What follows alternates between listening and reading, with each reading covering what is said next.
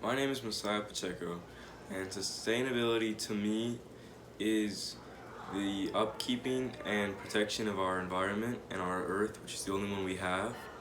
And to me, sustainability is very important because without sustaining our planet and our environment, we won't have any planet or environment to live in. And in my daily life, I practice sustainability in a very large amount of ways.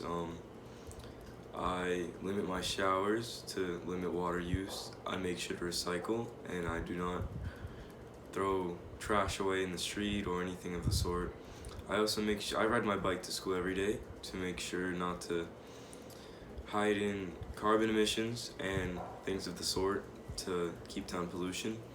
And those are mostly the things I do to make sure that our environment is being kept sustainable. And sustainability is very important to me. I make sure every day in my life that I am taking care of our environment and our planet. I thank you for your time and listening to me talk about sustainability.